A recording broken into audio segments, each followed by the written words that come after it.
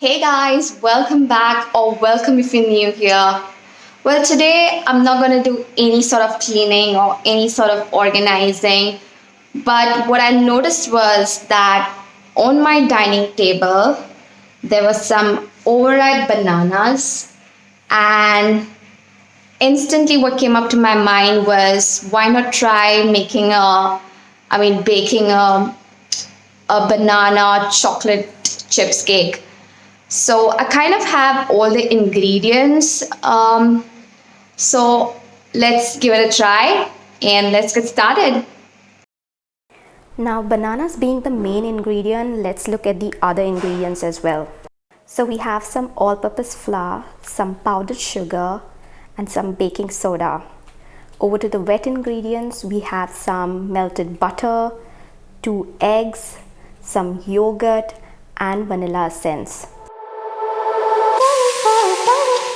And for the garnish, we have some dark chocolate and some roasted walnuts. Okay, so the very first step is to mash the bananas, and over here I have taken 3 overripe bananas. So you could make use of a fork to mash them or put it into your blender, but I feel using a fork is pretty much convenient.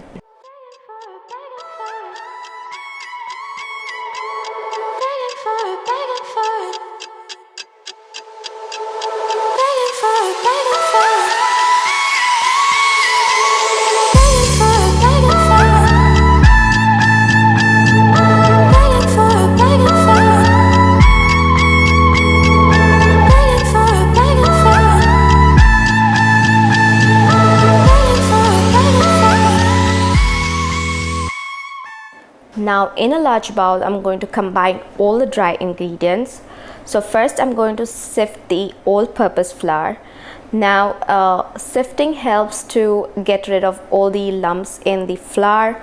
Also, sifted flour is much lighter to work with. Then next in goes the powdered sugar. Again, it's always advisable to sift the sugar in order to get rid of any sugar crystals in there. And finally, last but not the least, I'm going to sift in the baking soda. Now use a whisker to combine all the dry ingredients together. Next, in a separate bowl, let's combine the wet ingredients. So first we have our melted butter. Next we have our yogurt or sour cream. Next we have our eggs, and last but not the least we have our vanilla essence.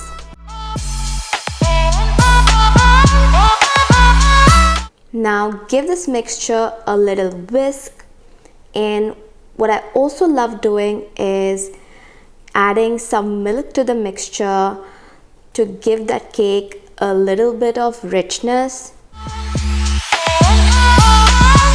Next, you add the mashed bananas to the wet ingredients and give that mixture a nice whisk.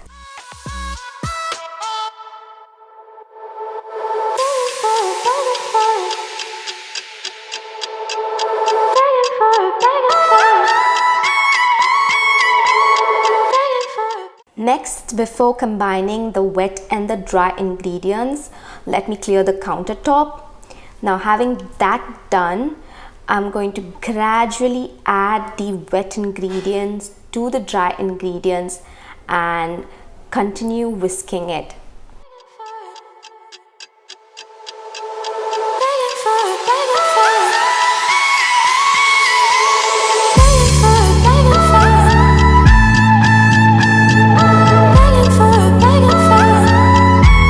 Okay, now for the garnish, I had some fresh walnuts with me, so I broke them open, chopped them finely, and roasted them just to get that extra flavor from them. So if you do not have fresh walnuts, do not worry. You can get walnuts from the market, and they're already chopped, so you can just roast them a bit and add it to your batter. So since I did not have chocolate chips with me, I made use of this dark chocolate from Amul. So I chopped the chocolate finely and added it to the batter. Also, do not forget to leave some chocolate to add it to the batter once it is poured into the baking pan.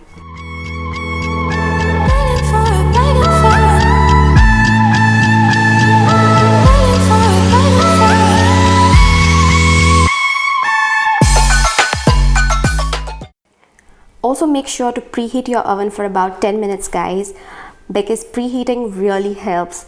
It helps you to cook your cake evenly.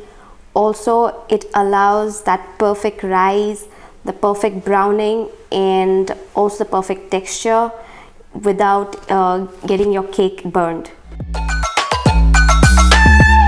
Let the cake bake for about 70 minutes or until the toothpick inserted in the center of the cake comes out clean. Okay, so once the cake was completely cooled down, I decided to go ahead and decorate the cake with the Hershey's chocolate syrup. For those who do not have the chocolate syrup, you can completely avoid this step because this cake already does have chocolate chips on it. But for those who need that extra chocolatey flavor in the cake, you can always, drizzle that little bit of Hershey's chocolate syrup on it. But make sure that your cake is completely cooled down before you unmold the cake from the baking pan. And make sure to refrigerate the cake after you have drizzled that chocolate on it.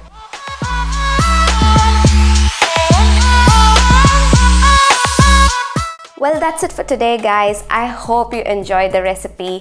If you did, then please do not forget to like, subscribe, and click on that bell button to get notified for further videos. Also, make sure to try the recipe at home and do let me know your feedback in the comment section down below. Until then, bye-bye, stay safe and take care.